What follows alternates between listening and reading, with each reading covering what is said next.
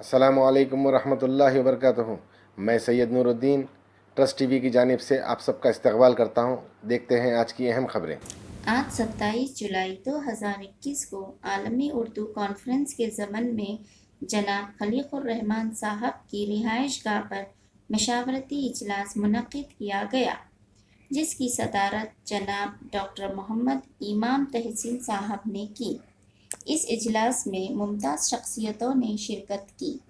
جناب سید مصطفیٰ محمود صاحب، جناب ایم اے نجیب صاحب پیس ایمبیسڈر، جناب محمد علی قادری صاحب آل انڈیا مرکز کونسل امام و مسجد، جناب محمد عبدالجلیل ذاکر صاحب، جناب پروفیسر محمد امیر الدین صاحب، جناب سید صادق صاحب، جناب ڈاکٹر شکیل صاحب، جناب محمد اعظم صاحب اور مہمان خصوصی میں جناب جیلان بادشاہ صاحب بیلاری کرناٹک اسٹیٹ سے موجود تھے۔ اس اجلاس کے اختتام پر جناب سید نور الدین صاحب sub editor trust T V کی جانب سے ان سب ممتاز شخصیتوں کا شکریہ ادا کیا۔ السلام علیکم ورحمۃ اللہ وبرکاتہ. سب سے پہلے میں آپ تمام کا شکریہ ادا کرنا چاہتا ہوں کہ آپ لوگوں نے زحمت کی اور اس غریب خانے پہ تشریف لائے، اور یہ جو پہل آپ لوگوں نے کی ہے، خاص طور پہ تحسین بھائی ہے، نجیب بھائی ہے، اور آپ تمام نے، کہ Urdu scholars association of India کے تحت ایک عالمی اردو کنونشن اور کانفرنس دلی میں کرنے جا رہے ہیں. وقت کا اور تاریخ کا تعین چونکہ ابھی پینڈیمک چل رہا ہے ابھی، تو اس کی وجہ سے میں سمجھتا ہوں کہ ابھی وہ کر نہیں پائے ہیں، مگر بہت جلد میں سمجھتا ہوں کہ جیسا ابھی تحسین بھائی بتا رہے تھے مجھے کہ بہت جلد اس کا بھی تعین ہو جائے گا. جیسا کہ آپ سب جانتے ہیں اور نجیب بھائی نے بھی کہا، اردو ہم سب کی مادری زبان ہے، اور ہم جو بھی اپنا اظہار خیال جتنے اچھی طریقے سے اردو میں کر سکتے ہیں اپنی مادری زبان میں، جس کی مادری زبان اردو ہو یا جس کی مادری زبان تیلگو ہو یا انگریزی، جس کی بھی ہو، تو جو بھی اظہار خیال جو مادری زبان میں کر سکتے ہیں اتنا اچھی طریقے سے کوئی دوسری زبان میں نہیں کر سکتے. اور ایک بار میں نے تو یہ بھی سنا تھا کہ اگر کوئی انگریزی میں بھی اگر ہم بولتے ہیں تو ہمارا جو تھاٹ پروسیس جو رہتا ہے ہمارا، وہ اردو میں چلتا ہے، اور ریپروڈکشن اس کا جو ہوتا ہے وہ انگریزی میں ہوتا ہے.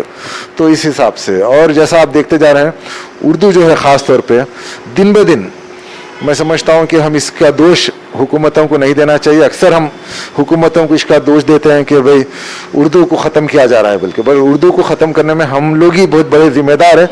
اس لیے کہ ہم اپنے بچوں کو اردو کی میڈیم، تو خیر میں نہیں کہوں کہ آج کل سمجھیے اردو میڈیم ایک آؤٹ ڈیٹڈ سا سمجھا جا رہا ہے، مگر میرے حساب سے ایسا نہیں ہے. اگر آپ دیکھیں گے تو کوئی بھی زبان میں تعلیم حاصل کرنا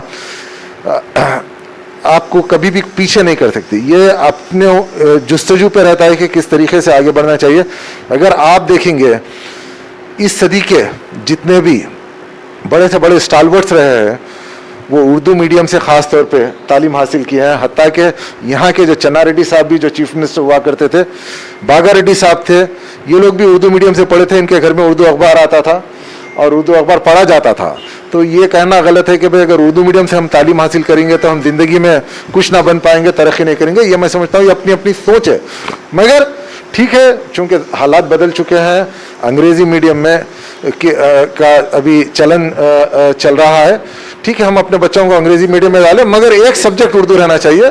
اور جیسا کہ آپ کو بتاؤں، ابھی 5 سال پہلے جب میری بیٹی کا ٹرن آیا تھا دہلی پبلک اسکول میں اردو کے لیے، تو اس وقت ان لوگوں نے ایک چیز کہہ کے اردو کی کلاس ختم کر دی کہ بھئی یہاں پہ اتنی تعداد نہیں ہے، اسٹرینتھ نہیں ہے، تو اس کی وجہ سے یہ ہمیں فائنینشیلی ویبل نہیں رہتا. یہاں پہ 6 سال پہلے کی بات ہے. جی ہاں. تو اس کے اوپر پھر میں نے یہ چیز پرائم منسٹر آف انڈیا تک لے کے گیا تھا، سمجھا بالکل. اور لے کے جا کے میں نے ان سے کہا کہ بھئی ٹھیک ہے، آپ کو فائنینشیل اگر آپ کو برڈن ہوتا ہے تو آپ ایسا کیجئے کہ کلاس چلائیے، اس کی جو تنخواہ ہوگی अगर स्कूल, क्योंकि स्कूल की आमदनी तो आपको पता है कॉर्पोरेट स्कूल्स का क्या हाल है, कितनी फीस लेते हैं, क्या है, ये एक बहाना के तौर पे कहा गया था। तो मैंने कहा कि भाई अगर एक बेटी है, क्योंकि मैं अपनी बेटी को पढ़ाना चाहता हूँ और इसके हिसाब से गवर्नमेंट का ऑर्डिनेंस भी है जो मैं आपको कॉपी प्रोवाइड कर सकता हूँ, जनाब अख्तरुल वासे साहब ने मुझे भेजा था, क्योंकि उस वक्त वो वहाँ पे दिल्ली में जो लिंग्विस्टिक कमीशन के चेयरमैन थे, तो उन तक भी पहुंचा था। फिर अभी जफर भाई की आपने बात की, जफर भाई को भी इसमें इन्वॉल्व किया था मैं, और फिर हमारे प्राइम मिनिस्टर ऑफ इंडिया, फिर उस वक्त की जो HRD मिनिस्टर थी स्मृति ईरानी जी। तो ये बहरहाल सबको लेके समझिए, फिर उर्दू की क्लास हमने जो यहाँ से ये लोग ख़त्म कर रहे थे उसको कायम करवाई। ये सिर्फ यहाँ की हद तक नहीं, बल्कि जैसा कि अभी आपने बताया मौलाना आज़ाद नेशनल उर्दू यूनिवर्सिटी जो हैदराबाद में, इसके लिए वालिद मोहतरम मेरे 10 साल तक पार्लियामेंट में लड़ते रहे। और किससे लड़ते रहे? अर्जुन सिंह साहब से, जो भोपाल के जो और जो मध्य प्रदेश के चीफ मिनिस्टर थे, क्योंकि वो इस यूनिवर्सिटी को मध्य प्रदेश ले जाना चाह रहे थे, भोपाल ले जाना चाह रहे थे।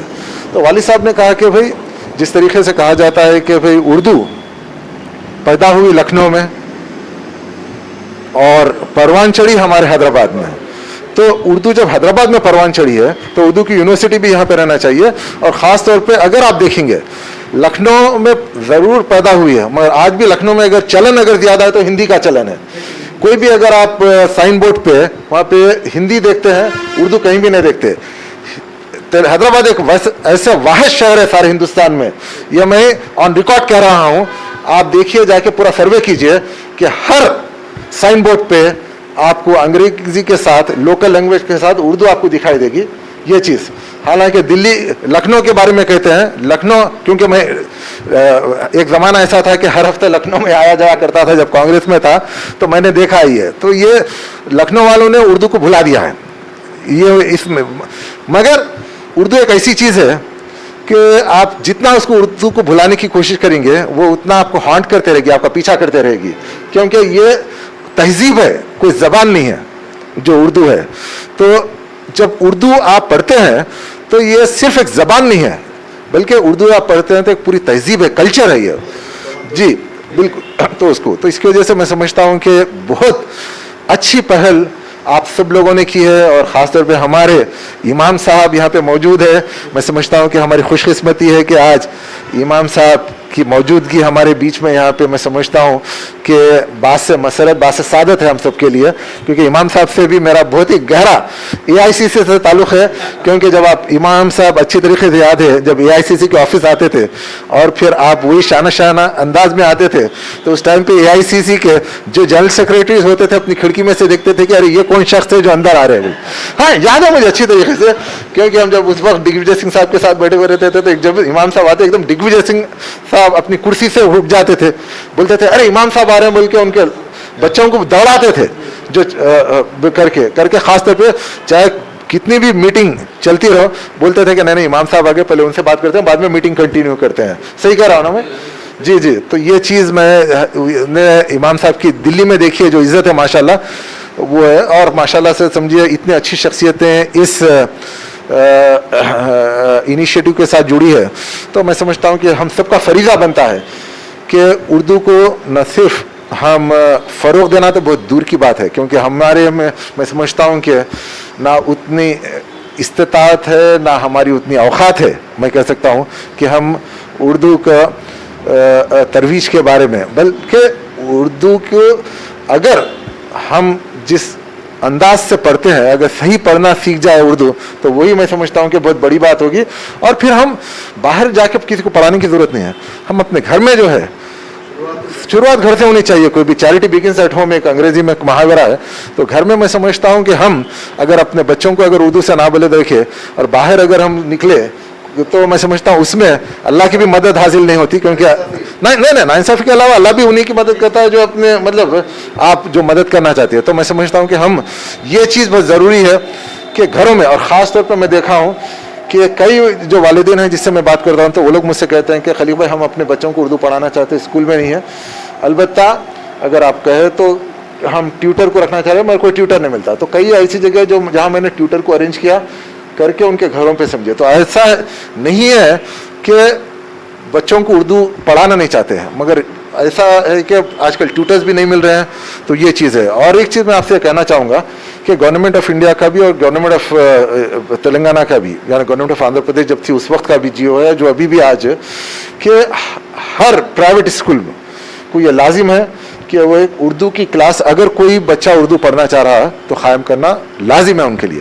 اگر وہ نہیں کر رہے ہیں تو اس کے خلاف گورنمنٹ کو کمپلین کی جا سکتی ہے, گورنمنٹ ایکشن لے سکتی ہے اس پہ, سمجھے. تو یہ چیز سے بہت کم لوگ واقف ہے, تو اس لیے میں سمجھتا ہوں. تو اور رہا ابھی آپ لوگوں نے سمجھے اتنی بڑی ذمہ داری کی بات کی ہے, میں سمجھتا ہوں کہ میں یہ سمجھتا ہوں کہ وہ ذمہ داری کے سب سے زیادہ اہل جو ہے نجیب بھائی ہے.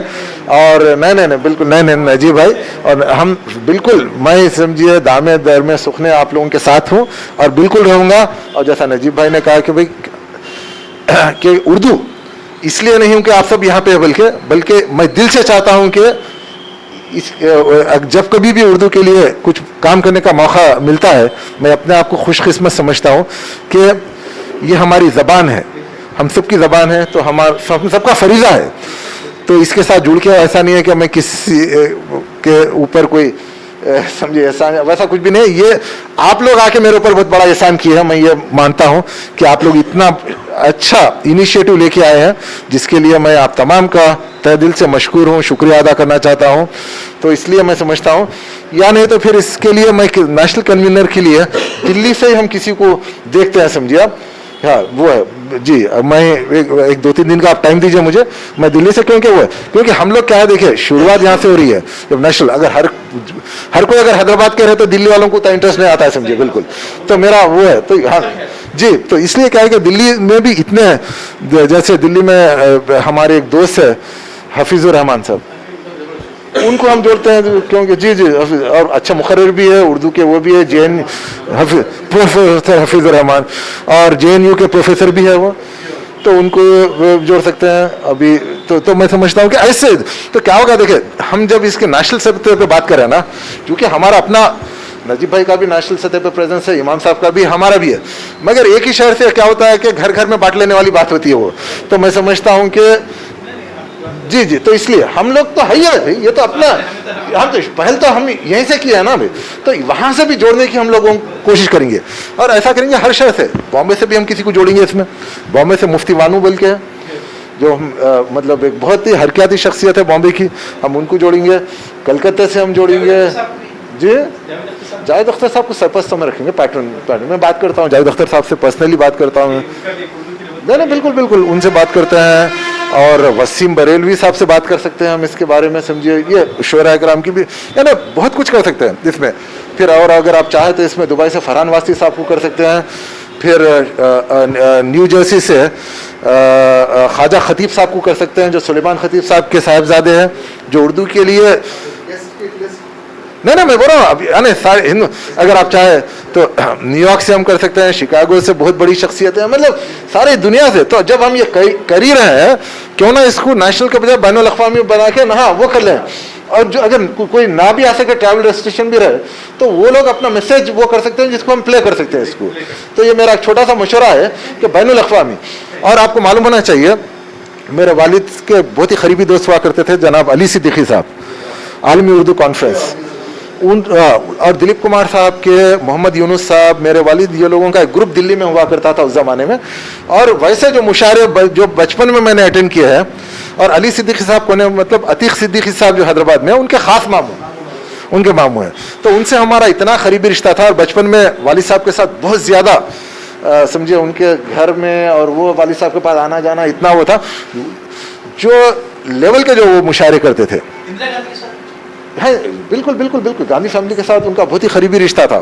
اور آج کل کیا ہو گیا میں بتاتا ہوں کہ ہمارے کو اور ایک چیز کیا ہے کہ ایک مائنڈ سیٹ جو ہے خاص طور پہ اردو والوں کا, اس کو توڑنے کی ضرورت ہے. مائنڈ سیٹ یہ بن چکا ہے کہ اردو کی اگر کوئی بھی محفل ہوتی ہے تو اردو گھر میں ہوتی ہے.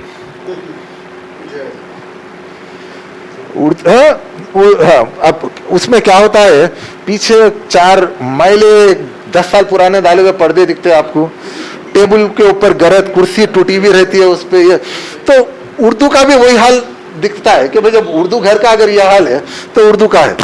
میں سمجھتا ہوں کہ اردو گھر بن کے جب جناب عابد علی خان صاحب مرحوم की कोशिशों से और काविशों से वो उर्दू घर जब बना है, तो आज मैं समझता हूँ कि उस तरफ भी हमको थोड़ी तवज्जो देनी चाहिए, जाके उसको भी समझिए आप। ख़ास तौर पे आमिर अली खान साहब है, जनाब जाहिद अली खान साहब है, ज़हीर अली खान साहब है, उनके साथ मिलके करके समझिए उसके लिए। तो पहला प्रोग्राम इसका जो है उर्दू घर से ही हम शुरू करेंगे उसको, और फिर इससे आगे लेके बढ़ते हुए चले जाएंगे समझिए इंशाल्लाह ताला समझिए उसको। तो ये है, और इसको नेशनल कन्वीनर के लिए दिल्ली से किसी को हम रखते हैं, ये मेरा मशवरा है। मुझे रहने में आप ये मत समझिए कि कुछ वो है, क्योंकि मैं ये तो इसको मैं समझता हूँ अपने लिए एक बड़ा एजाज समझता हूँ।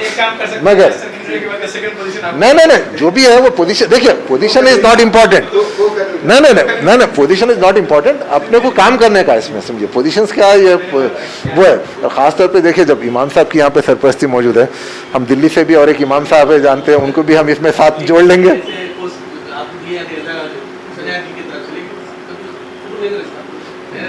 जी जी, तो बहरहाल ये चीज़ है, तो इंशाल्लाह ताला। और मैं अब चूँकि अब जो प्लान कर रहे हैं अगस्त या सितंबर या अक्टूबर में, मैं समझता हूँ कि अभी क़बल वक्त है कहना, क्योंकि अभी कह नहीं सकते कि हालात कैसे होने वाले हैं, तो इसकी वजह से। तो मगर एक चीज़ यह है, इसको मैं समझता हूँ कि ये Urdu scholars association of India है, और इसको आप क्या नाम दे रहे हैं, नेशनल